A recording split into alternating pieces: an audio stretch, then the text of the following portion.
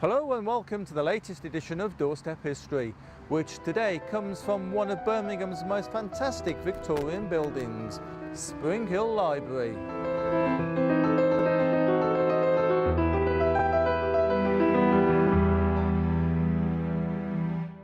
Now, the library itself is celebrating this year its 125th anniversary. And 5 years ago, making it the 120th anniversary, youngsters from Ladywood's TNT News made this dramatic reconstruction of the opening. Good morning and welcome to Ladywood News on the 9th of January 1893. Spring Hill Library is opening today. We have been following the buildings of the library for the last 2 years. And then we go to the ground floor. Yeah, then we'll go up the steps. Architects have drawn up these great plans and sketches. The fences. It might look like that though. The artist told us it was going to look like that.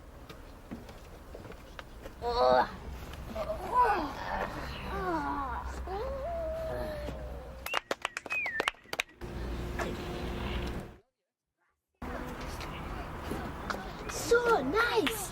Special bricks have been designed to make the library look really impressive. These bricks are called terracotta. The huge clock will be a valuable addition to the library, although it took time to get it into the building. And here at the library, they're bringing in the clock.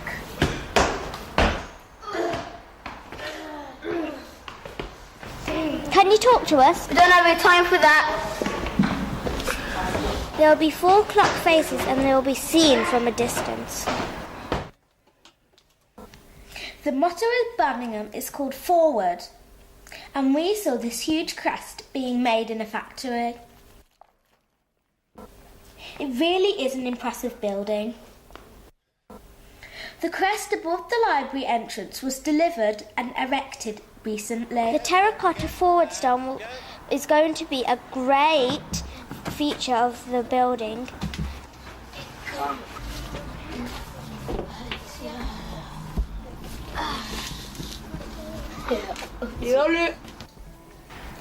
Work is really going well and the gorgeous glass windows are being delivered. I'm the librarian and these are going to look stunning. Here is some glass work and it's stunning and beautiful. And here comes some more.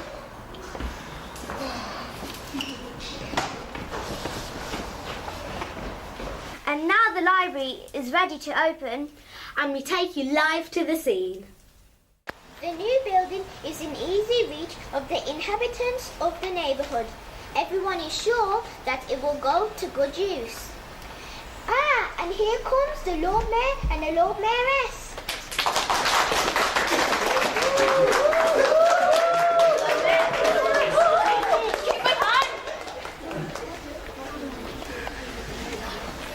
Thank you for attending.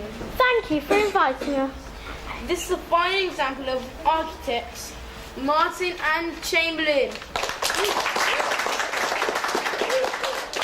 It has £500 worth of books, but until April will mainly be a reading room with a choice of newspapers. I now declare this library open for the use of the public.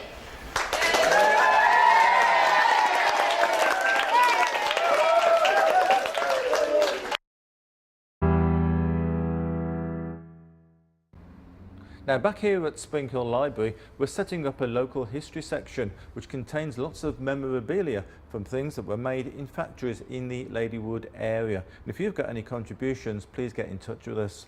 And the exhibition area is changing from month to month. And this month, it's World Cup month. And there's a huge collection of photographs showing football teams from Ladywood from over the years. Now, part of the exhibition here is devoted to Queen Victoria, especially the Victoria statue in the appropriately named Victoria Square. Now, that was recently given a clean-up by members of the Civic Society. And youngsters from TNT News went along to find out what was going on, and they actually met Queen Victoria herself. I've always felt it was my duty, like my great-great-granddaughter, your present queen. You know her name? Queen Elizabeth? Yes.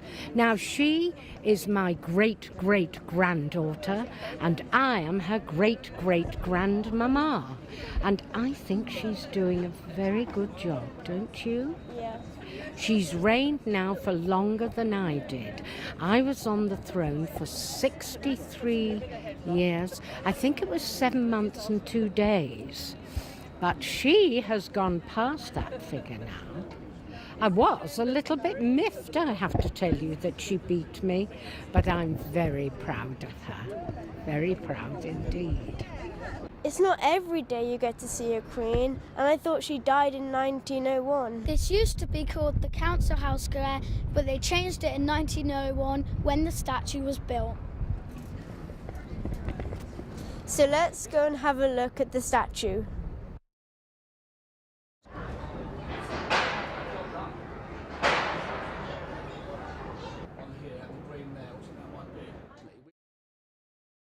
When we are asked to clean the bronze, we have to be very gentle because we want to keep this very precious green colour on the bronze, don't we? Because we know that shows you the bronze is very, very, very old. So, these don't look very complicated, do they? What do you think they are? Paintbrushes. Well, these are 2 toothbrushes. Oh, you must have seen these. Do you clean your teeth? Yeah. Yeah, well, these are toothbrushes.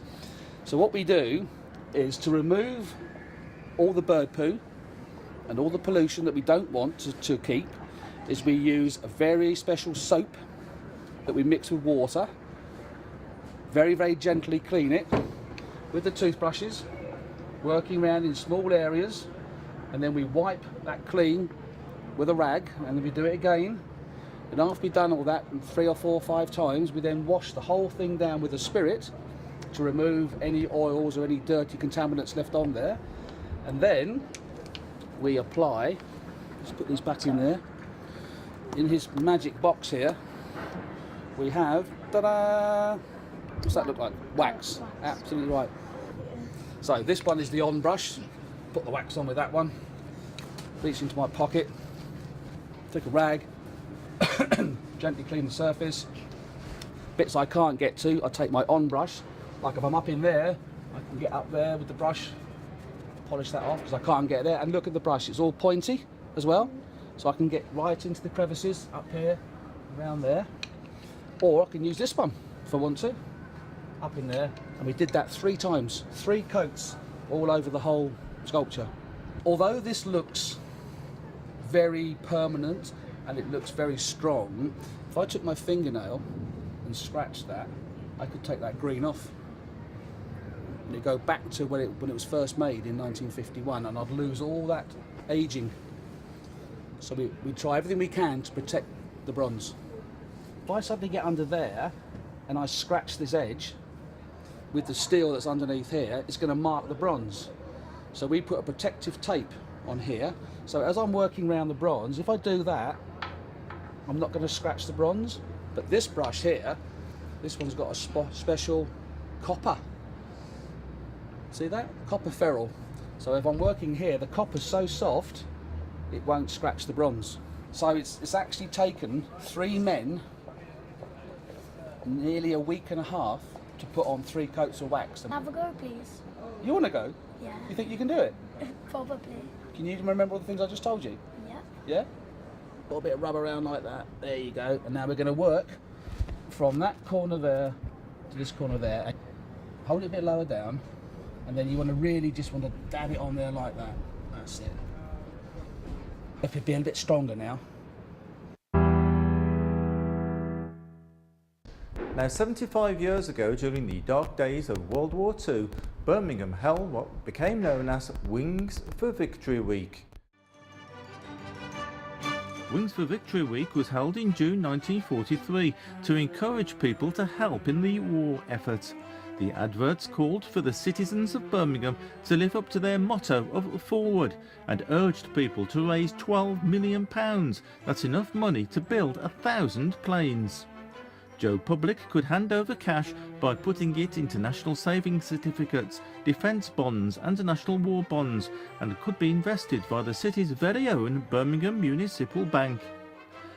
Broad Street held an RAF in action display, which included a Lancaster bomber, a Hurricane that had been in the Battle of Britain, and a Spitfire which was erected and dismantled each day by members of the Women's Auxiliary Air Force. Around 5,000 servicemen and women marched along Broad Street. The part played by local industries was recognised in the exhibition, which attracted thousands of curious spectators, all eager to have a gawp at a Messerschmitt, courtesy of the Luftwaffe, although they probably didn't give permission for it to be there. Hello, I'm Lucy Worsley and you're watching Doorstep History. Well, that's about it from this edition of Doorstep History. We very much hope you enjoyed watching the programme, and join us again soon. From Spring Hill Library, goodbye.